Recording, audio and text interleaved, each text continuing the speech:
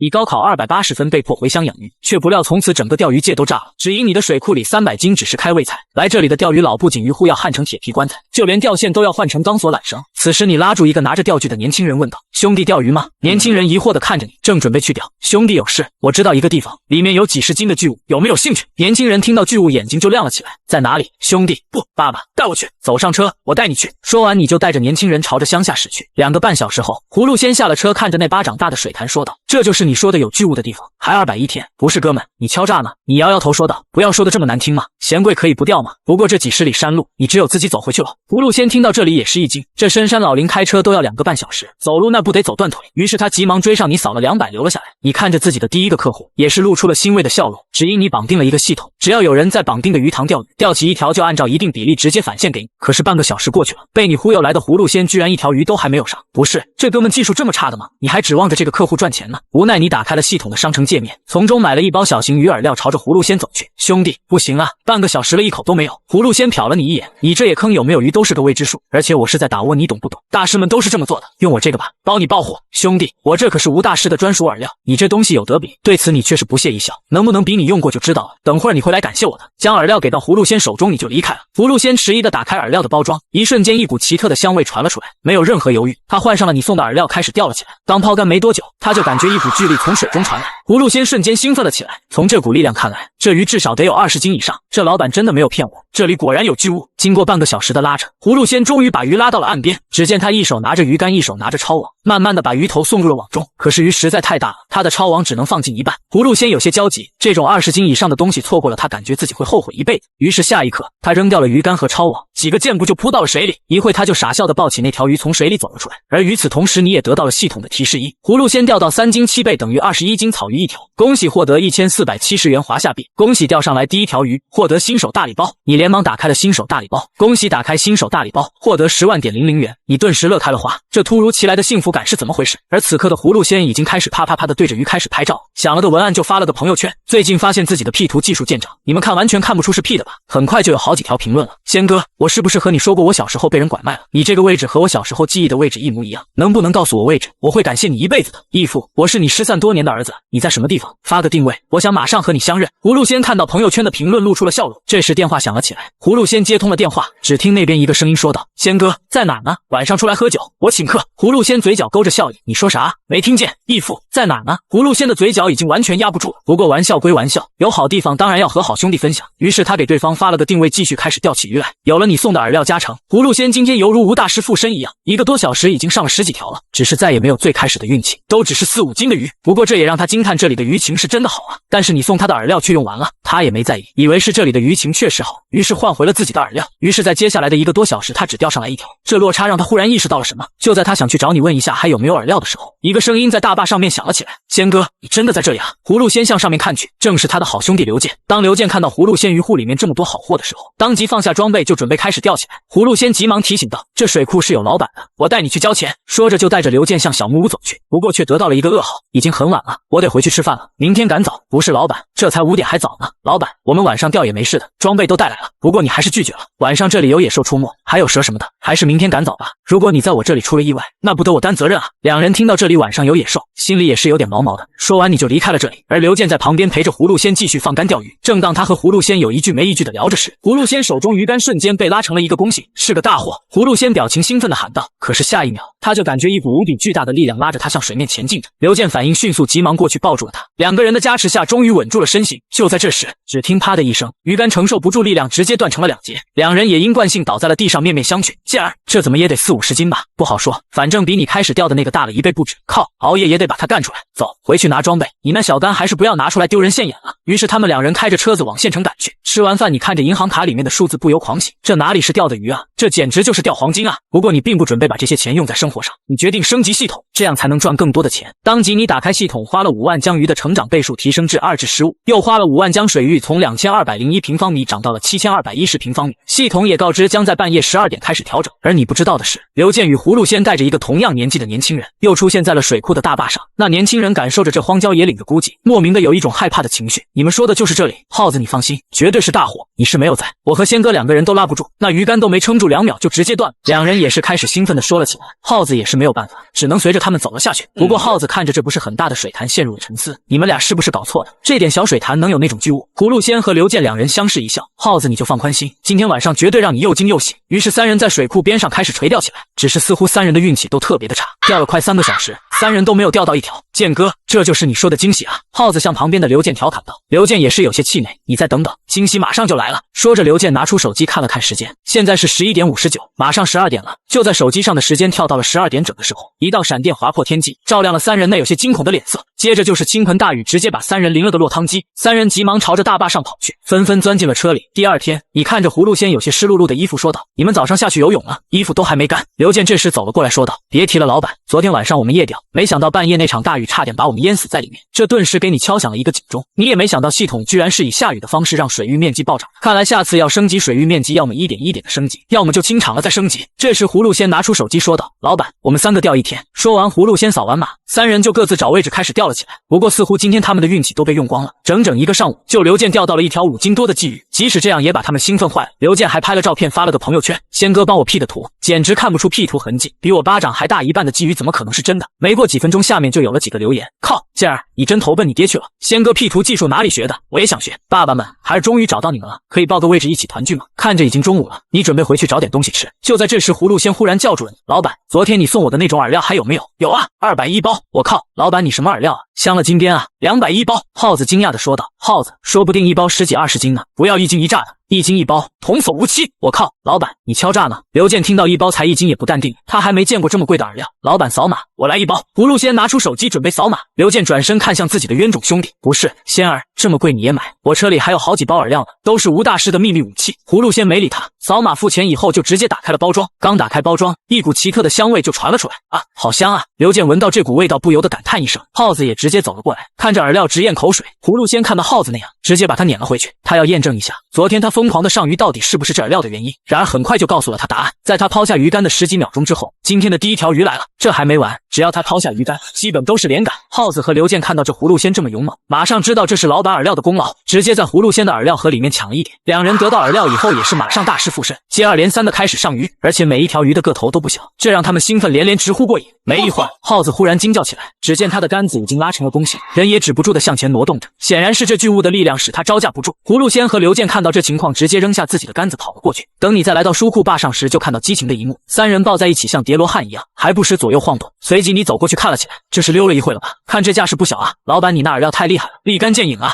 而且你这里的鱼也是个顶个的大，我们钓上来这么多就没看见一个小的，现在这个更是巨无霸。你轻轻一笑，你们回去帮我宣传一下，人多了我搞一些更大的鱼来。老板，你要宣传还不简单吗？快拿手机把我们的英姿记录下来，包你火遍全国。你顿时反应了过来，如果把他们钓上来这个巨物的视频发到网上，想来可以引一波流量。想到这里，你掏出手机对着3人的激情模样就开始录制起来。而在1个小时后，终于在3人的齐力下把这条巨物给拖上岸，而系统的声音也在你的脑海中响起：葫芦仙钓到5.4斤9倍等于48.6斤青鱼一条，恭喜获得8748元华夏币。哇靠，仙哥快给我和我的大宝贝拍一张！耗子激动的有些嘴巴发瓢。刘健忽然说道：老板，这鱼可以不回吗？我拿去县城转一圈。忙活拍照的2人一愣，马上醒悟过来，有些期望的看着你。你愣了一下，不过也是同意了下来，毕竟这3货肯定会绕着县城跑他个几圈。那时候整个县城的钓鱼佬不都知道自己这个地头，那时候不吸引大批的钓鱼佬过来。3人得到了你的同意，也是没有心思再钓鱼了，抬着大鱼就向着坝上爬去。捣鼓了一会后，就把鱼绑到了车子的后面。3人和你打了个招呼，就迫不及待地开着车离去了。而你也准备回家剪辑一下拍摄的素材，然而你没有学过这类软件，弄了半天也没弄好。于是你找到了曾经的大学同学帮忙，然而你刚把素材发过去，他就发过来一条视频链接，网上那3货钓鱼的时候你也在吗？你当即点开视频观看，只见一辆车子后面挂着一条巨长的鱼，车内的人疯狂地朝着行人打招呼，生怕别人不知道他们的存在一样。当你打开评论区，一个个更奇葩的评论出现在你的面前。路人，他为什么不把鱼装起来？大哥，已经装起来了，一条鱼而已吗？我记得那是2008年的奥运会的夏天，7月15日下午4点24分，一条大概16、17斤的大青鱼上岸时破网跑，跑就跑了呗，只能怪他和我没缘分。5729天过去了，我一直都没有在意过。而一个评论直接爆，你们不知道可以根据车牌号查询车主电话吗？我已经帮你们问了，地址放在下面了。而下面的评论也是多了起来。这时李安心也把做好的视频发了过来，看了一遍视频后觉得很不错，就将视频发布到了短视频上。第二天早上，你刚来到水库就已经有3辆车停在了边上，几人看到你的到来直接把你围了起来。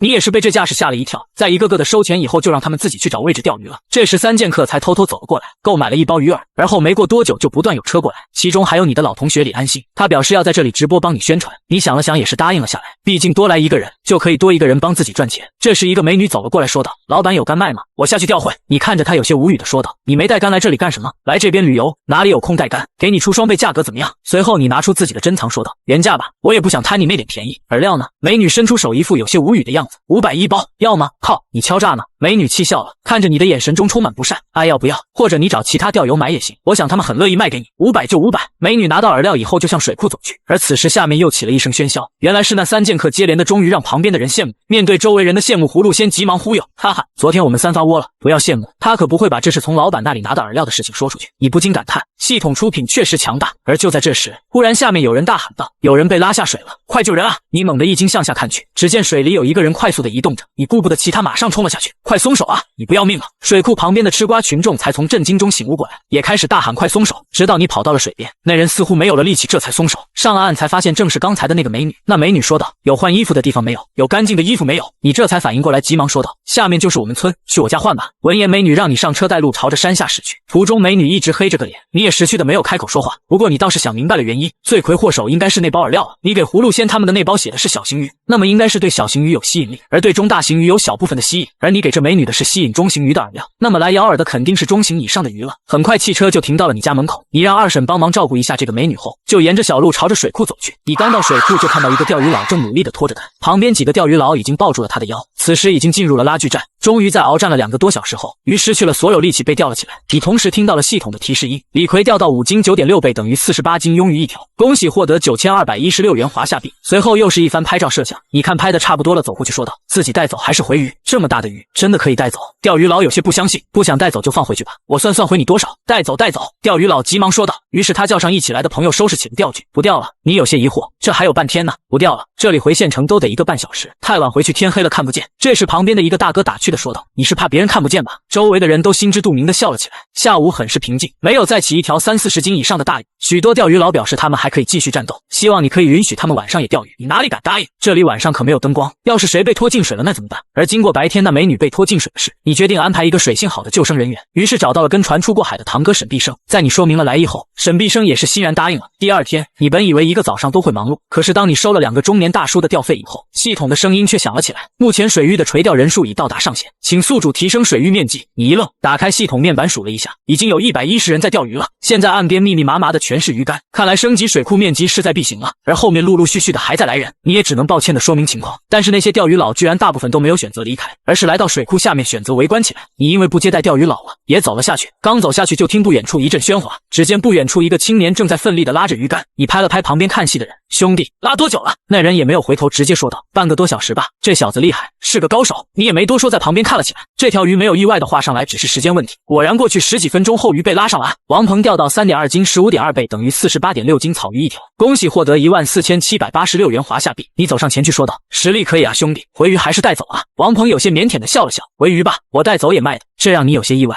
一般不都是到县城去绕一圈吗？就在这时，旁边一个人走了过来：“兄弟，要不你这条鱼卖给我怎么样？我出双倍价格。”王鹏看向你，似乎在询问你的意见。你倒是无所谓，对着王鹏说道：“你自己看着办，在这里钓上来就是你自己的了。”最终这条鱼王鹏以2000元的价格卖给了中年人。很快一天过去，等人都走光了后，你让沈必生辛苦他在这里守一下，因为你今天确定要升级水库面积，所以12点以后会下一场暴雨，那么水库肯定不能有人。回到家后，你就将鱼的倍数加到了5至20，本来还想继续向上增加，但系统提示音传了出来，请宿主完成前置条件，在水库中钓起一条100斤以上的鱼，无限品种。无奈你直接将水域面积升级到了17201平方米。不过这次升级的面积如此大，肯定会有一场大暴雨，你觉得还是亲自去水库看一下才放心。于是你出门打开了二叔的50红光，朝着水库驶去。来到水库，你就朝着沈必生打了个招呼：“必生哥怎么样？有人偷偷来钓鱼没有？”来了几拨人了，不过都被我撵回去了。闻言你暗自思索，看来以后得找一个人专门值夜班了。随后你们2人一边聊着一边等时间，等快到12点的时候，你说道：“今天应该不会有人来了，而且马上要下雨了，我们回去吧。”吧。随即你把沈碧生送回家后才开车回家。第二天早上，你突然被一阵急促的敲门声吵醒。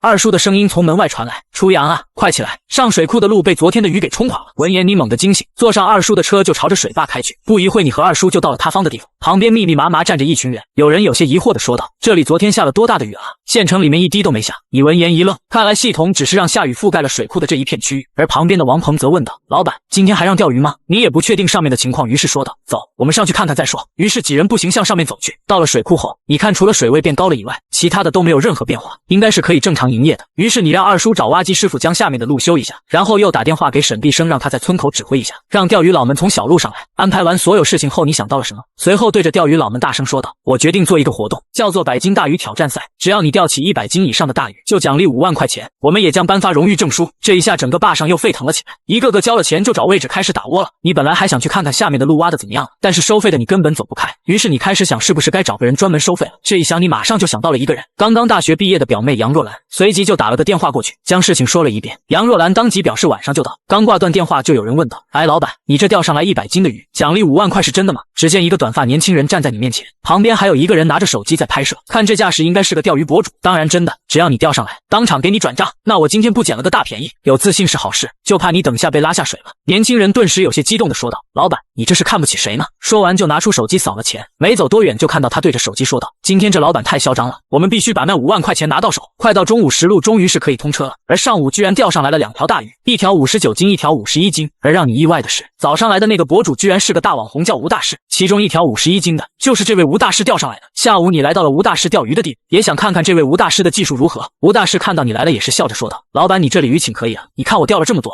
你也笑着说：“开始看走眼了，原来是吴大师。”吴大师连忙说道：“哎，大师算不上，老板不会来赶我走的吧？毕竟吴大师已经被很多钓场拉黑了，钓鱼太多，老板都是血亏啊。你都还没有钓上来100斤的，怎么能走呢？你要是走了，可对不起这大师之名了。”老板说笑了，这100斤的哪有这么好钓？不过老板这么说，那我就继续盘一下老板。你聊了2句就离开了。整个下午又起了3条50斤以上的大鱼，吴大师又上了1条，王鹏也上了1条，还有1条是一个凶神恶煞的大汉。到晚上收工的时候，一共上了400多条鱼，系统返现了将近30万。吃了晚饭，你就开车去火车站接表妹，随后找了一家店和杨若兰说着鱼塘的事情，还有给她安排的事情。随后2人吃完夜宵就开车回去了。第二天，当你到水库的时候，眼前的景观让你愣在原地。只见水库的坝上还停着许多的车，而旁边密密麻麻的支起了10几个帐篷。二叔看你看向那边说道：“这些人是从远处来的，回县城又太远了，所以在这里露营了。不过晚上你毕生哥巡逻，没有人偷钓的。”你不由得感叹钓鱼佬的适应力，看来得建个民宿了，这些可都是钱啊。随后你就指挥着杨若兰开始收费，而你则找了一个位置开始钓鱼起来。刚把杆子抛出去，就看到3剑客向这边跑来。你没有废话，直接拿出饵料。没过一会儿，吴大师来到了你的旁边。老板，那位收钱的美女是你什么人？你警惕瞟了一眼吴大师说道：“我表妹。”你想干什么？吴大师眼睛一亮：“表妹有没有男朋友啊？我觉得我挺合适的。”没有，不过你没戏。表哥，你说这话就见外了，我长得也还可以啊，和表妹怎么也得天生一对啊。你不屑地说道：“你号称大师，昨天钓了1天都没有钓上那100斤的鱼，你叫我怎么相信？看来不展示一下我的实力是不行了。”说完，吴大师对着拍摄自己的手机说道：“兄弟们，我们就在这里耗上了，不钓到那100斤大鱼，不赢得表妹的心，我就不走了。”就在这时，你手上一沉，直接被拉着向前扑了过去。你就这么被拉入了水中。这时旁边的钓鱼佬都看了过来，有老板这么早就来喂鱼呢，难怪鱼养得这么大，老板技术不行啊，要是我肯定拉上来了。你没多说什么，收拾了一下就向坝上走去。这条鱼绝对有100斤，这下水一筹必须得报，然后就在网上开始淘装备起来。就在你看手机的时候，水库下面忽然传来一阵喧哗，我靠，这条鱼好大，1斤，这么快就有人把100斤的大鱼钓起来了吗？这时系统提示音传了过来，李明钓到6斤14倍等于84斤青鱼一条，恭喜获得35280元华夏币，84斤而已，还差得远呢。知道重量的众人也是遗憾不已。没多久，几人抬着鱼就来到大坝上。李明看到你，笑呵呵地说道：“老板，不好意思，盘了1条大鱼。”你有些不屑地说道：“这也叫盘？你能钓上100斤才叫盘。”李明没有反驳，和几人把鱼挂到了车后面。放心，老板，明天我一定继续来盘你。说完，他就坐进车里离开了。你摇摇头，县城的路上今天又要多一道亮丽的风景线了，后面又中了几条50斤以上的大鱼。不过有那条80斤的去巡街了，他们也没好意思去。而今天你又收入了35万多，你也有了一些新的想法，可以把这水库周围所有的山打造出来，把这里打造成一个半旅游景点，到时候吸引的人越多，自己赚钱不和抢一样了吗？第二天刚到水库，你就感受到了一股杀意。只见柳木青眼神冰冷地朝着你走来：“我这次是来复仇的，我必须让那条鱼生不如死。”你只能干巴巴地说道：“那祝你好运。你是不是说过，不管用什么办法，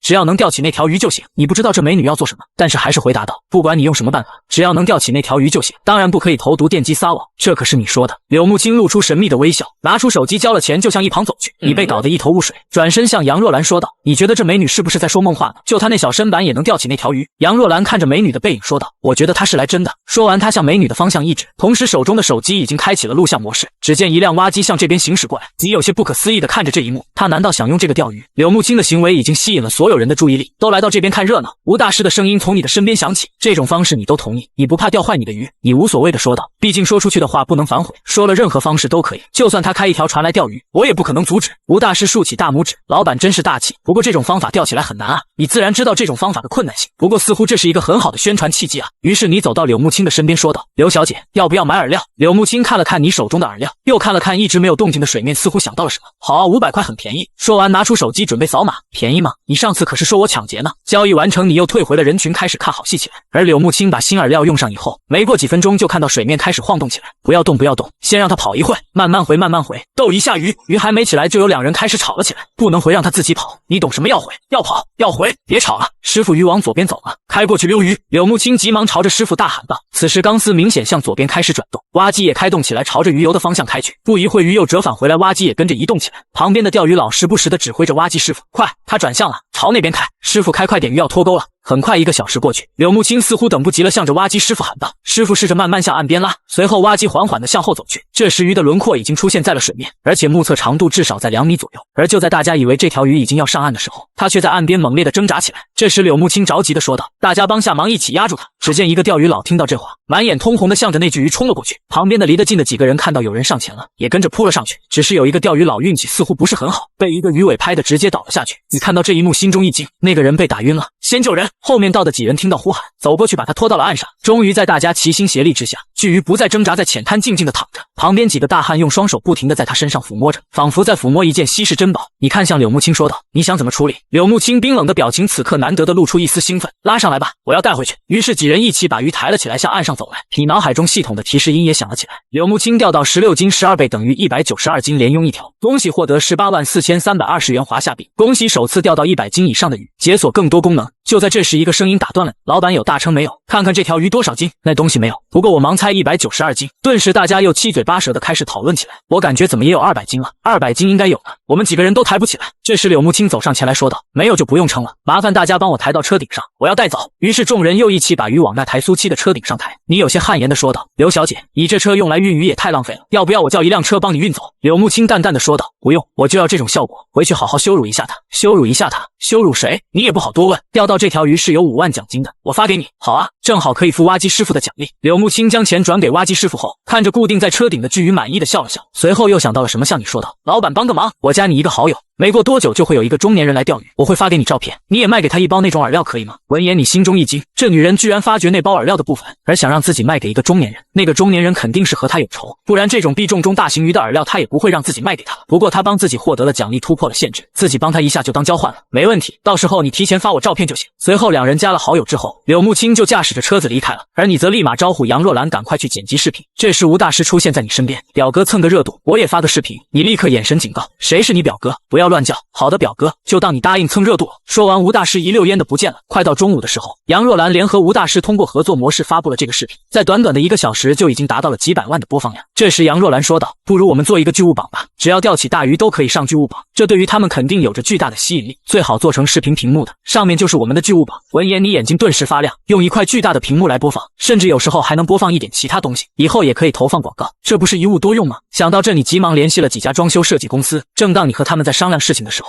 水库下面惊起了喧嚣，让杨若兰下去看看什么情况后，又开始和他们商量起来。没过几秒，杨若兰就跑了上来：“哥，下面好像又出100斤的大货了。”你一惊，这尼玛100斤这么好钓的了？随后你和几家装修设计公司约好下午来看场地后，便走到人群向里面看去。只见王鹏正在奋力地拉着杆，努力地保持着自己的身形。鹏哥果然是吴大师之下第一人，厉害啊！有些可惜了，要是鹏哥早点钓起来，那5万块就是鹏哥的了。要是老板再弄个活动就好了，我也有动力钓起这100斤的巨物。你听着周围的议论陷入了深思，既然自己都设立巨物榜单了，要不就给巨物榜单也设定一个奖金吧。就在你想着这些的时候，那巨鱼翻出水面一个翻滚，王鹏被这股力量拉着向前移动了几步。不过他把杆往地上一插，用尽力气稳住了身形。王鹏又溜了1个多小时，才慢慢的把鱼拖到了岸边。你急忙喊道：“快快帮忙！”这时才有几个人跑到岸边去把鱼拉了上来。同时，你的脑海中又响起了系统的声音：王鹏钓到8斤16倍等于128斤草鱼一条，恭喜获得10.2400元华夏币，获得1天收益翻倍卡1张。你惊讶于后面的奖励，这就是系统解锁的更多功能吗？这时，一个青年来到王鹏身边说道：“鹏哥，这条鱼卖不卖？我以市场价5倍买了。”你这时走上前去说道：“虽然你把鱼买走了，但是我出的巨物榜上的名字还是王鹏的，毕竟我这里谁钓上来的就是谁的名字。”青年听你这么说一愣，明显他不明白你说的巨物榜是什么。于是你又大声说道：“我准备搞一个巨物榜，只要钓上100斤就可以上榜，第1名1个星期2000块，第2名1800依次递减。”你话音刚落，大家都讨论起来：“老板，如果我钓了几条100斤以上呢？只要你有本事，把排行榜全占了都可以。”那青年也反应了过来，说道：“那个榜单和我没关系，我只是想买这条鱼去装一下。”交易完成后，你就朝着大坝上面走去。这时王鹏叫住了你，偷偷摸摸的拿出了一些饵料，说道：“老板，这个饵料是开始你卖给那个美女的，那个美女钓到鱼以后没有拿走，我捡到了。”王鹏用有些惊异的目光看着你，你看着王鹏的表情有些想笑。我的祖传秘方，希望你不要告诉别人，有空可以卖给你一点，不过1包500绝不二价。谢谢老板，不过这样岂不是行了，再矫情就不给了。我觉得你每天用这个钓个1、2条起来就行了，多了会怀疑的。行老板，我知道了，你自然也是看中他的钓鱼能力，普通人哪里有单挑100斤大鱼的能力，每天1条直接10几万，2条20几万，想想都觉得美滋滋的。而此时的柳木青十分高兴，本来昨天他是十分气愤的，因为那个老板把自己钓水的视频剪进他的视频里面，这让自己家的老爷子又拿来取笑。小青啊，不会钓鱼没事，跟我去多钓几次就会了，我那里会钓鱼的朋友很多，顺便相个亲怎么样？柳木青被气得吐血，老爷子还是念念不忘给他相亲，而且一天就只知道钓鱼，钓鱼有什么好的？爸，我是不可能和你去相亲的，一天就知道钓鱼的人有什么出息？说完，柳木青又离家出走了。不过这次他的目的很明确，他要钓起把自己拉下去的那条大鱼。本来钓鱼也靠一些运气的，特别是这种大鱼，但是老板又拿出了那包上次拿给自己的饵料，然后马上就上鱼了。更不可思议的是，上的都是大鱼，这让他敏锐地感觉到这饵料有问题。而且上次把自己拉下水的可不是这条鲢鳙，那证明里面是不是还有200斤的草鱼或者青鱼？柳木青越想越觉得那个地方充满了不可思议，决定先让自己那不成器的老爸先去受巨鱼的教育。想到这里，他加快速度进了县城以后，柳木青感觉身边无数的目光投了过来，还有车子和自己并排不停地按喇叭，看样子是想让自己停一下。但柳木青并没有心情和这些人接触，一脚油门就加速走了。几个小时后，柳木青刚进小院就开始大声按响喇叭，没过多久，一个中年人就从别墅里面走了出来。那中年人刚出门就是一呆，柳木青有些调侃地说道：“爸，这个惊喜怎么样？”柳中华有些惊讶地走了过来：“这是你钓的？”柳中华看了看巨鱼，又看了看自己那娇滴滴的女儿，不可能，绝对不可能是你钓的。柳木青也不生气，拿出手机翻开了一个视频。柳中华拿过手机，用怀疑的目光看着柳木青，不过看了一会他就笑了：“哪有你这么钓鱼的？钓鱼享受的是钓鱼的过程，你这有什么好炫耀的？切，我现在可是那里巨物榜第1名，大家都承认的。巨物榜。”柳中华眼中泛起了一丝疑惑，那个水库的榜单100斤以上才可以上榜，而我第1名。柳木青伸出一根手指头比划着，不知所谓，等我拉几个高手把你的榜给屠了。闻言，柳木青嘴角勾起一个笑容，目的达到了。而此时水库下面，你已经开始帮大家慢慢回鱼了，可能是受今天钓大鱼的刺激，今天20-30斤以上的鱼多一些，而你今天也一共到账了70多万。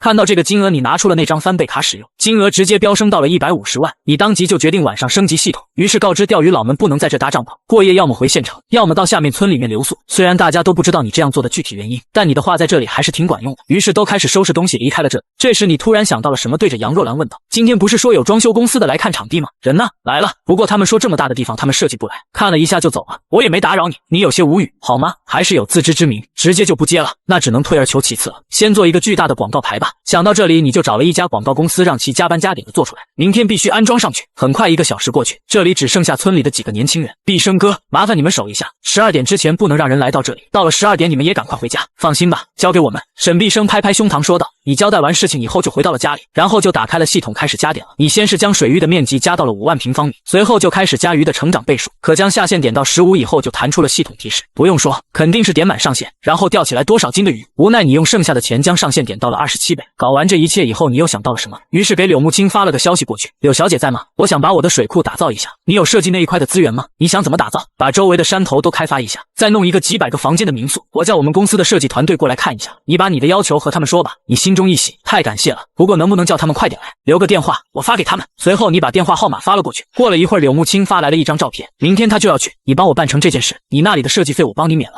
你顿时一喜，还有这种好事？于是你连忙回复道：“放心，保证完成任务。”你觉得既然要完成任务，就要完成的漂亮一点。于是你联系了卖鱼的公司，让他们明天一大早拖几车大鱼过来，10几20斤那种，保底翻个15倍，也不多300多斤吧。第二天，你又被一阵敲门声吵醒，出洋出洋，起来了，路又被冲垮了。看到你出来，二叔连忙说道：“昨天下那么大的雨，我就怕出现上次的事情。这不雨刚停，我就去看了一下，上次被水冲垮的位置又垮了。”闻言，你让二叔找挖机先修一下，随后你准备上水库去看看。路上碰到的钓鱼佬听说要去水库，纷纷表示要一起去。于是，一群人浩浩荡荡地向着水库走去。没过多久，众人都来到了水库的坝上。卧槽，长了这么多，假的吧？这太夸张了！在众人惊叹的时候，挖机师傅已经开着挖机修路了。你也在思考那一段路要怎么弄才能不垮，毕竟以后升级水域的时候肯定还会来很多次的。来到了路垮的位置，你也松了一口气，这次并没有上次垮的那么夸张。以后砌一个结实的薄坎，再把路面硬化，排水做好应该问题不大。随后用了1个多小时就将路修好了。这时卖鱼的那个老板打来了电话，说马上就到。很快就有4辆卡车来到了水库，又用了1个小时的时间将鱼全部放完。而不知不觉间，这里已经密密麻麻的都是人了。于是你连忙让杨若兰开始收费。到早上10点的时候，广告公司做的那个巨物榜单送来了。刚把榜单贴好，旁边就围了一大圈人，大家对着榜单指指点点议论起来。第1名是不是那个挖机钓鱼的？我就是看了那个视频才过来玩玩的。对啊，我也是，192斤，要是再有几斤就200斤了。显然大家对这个榜单还是挺有兴趣的。而此时水库下面也闹哄哄的，许多人都向下面走，显然是发生了什么事情。你站到边上一看就明白了，王腾应该是用了剩下的饵，一条大鱼上钩了。不过你忘记告诉他一件事，就是今天这些鱼都是那种不得了的大家伙。果然没过多久就听到，哦嚯，爆竿了，可惜了，这条鱼也太大了，今天爆竿那是此起彼伏。